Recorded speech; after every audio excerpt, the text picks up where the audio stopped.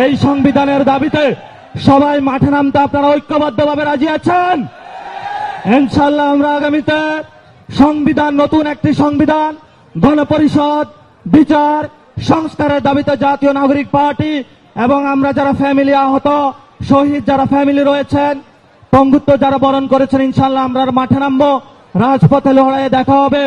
বাংলাদেশকে আর কেউ ভয় দেখাতে পারবে না। নতুন জাগরণ সৃষ্টি হয়েছে, এই জাগরণ চলবে, ইনশাআল্লাহ সবাই সাথে থাকবেন। গত 15 বছরে আমরা বিচারালয়ের বিভিন্ন জায়গায় দাঁড়ে দাঁড়ে ঘুরেছিলাম একটি বিচার পাওয়ার আশায়। আমাদেরকে যখন মামলা হামলা দিয়ে বিভিন্ন জায়গায় গুম খুন করে নির্যাতন চালানো হয়েছিল, কিন্তু এই যে সুপ্রিম কোর্ট থেকে, লোয়ার কোর্ট থেকে যতগুলো কোর্ট রয়েছে, তারা আমাদেরকে কোনো বিচার প্রক্রিয়ার মাধ্যমে সুষ্ঠু বিচার দিতে পারে নাই। এই জন্য বিচারালয় থেকে শুরু করে পুলিশ বাহিনী, যতগুলো বাংলাদেশের ইনস্টিটিউশন রয়েছে, এগুলোকে আমাদেরকে সংস্কার প্রক্রিয়ায় নিয়ে আসতে হবে।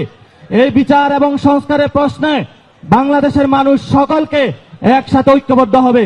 আর লাস্ট যে কথাটা, যেই সংবিধানের কারণে আমাদের এতগুলা ভাই শহীদ হয়েছে, এতগুলা ভাই পঙ্গুত্ব বরণ করেছে, সেই সংবিধানকে আমাদেরকে ছুঁড়ে ফেলে দিয়ে নতুন একটি আমাদেরকে সংবিধান বানাতে হবে। যোদ্ধা রয়েছেন, আমরা রাজপথে যুদ্ধ করেছিলাম, আমরা আমাদের জীবনের মায়া করি নাই, আমরা অলরেডি সবাই শহীদ হয়ে গিয়েছি, আমাদের বুকে আর কোনো ভয় নাই।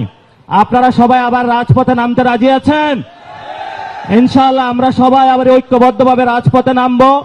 আওয়ামী লীগের খুনি হাসিনা, বিভিন্ন যারা মন্ত্রী রয়েছেন, ব্যবসায়িক গোষ্ঠী যারা হাসিনা রিজিমকে টিকিয়ে রেখেছেন, বিভিন্ন বুদ্ধিজীবী যারা, শিক্ষক যারা গত 15 বছরে আমাদের উপরে খুন গুম নির্যাতনের নৃশংস হত্যাযজ্ঞ চালিয়েছেন, আমরা তাদেরকে বিচারের কাঠগড়ায় নিয়ে আসতে হবে।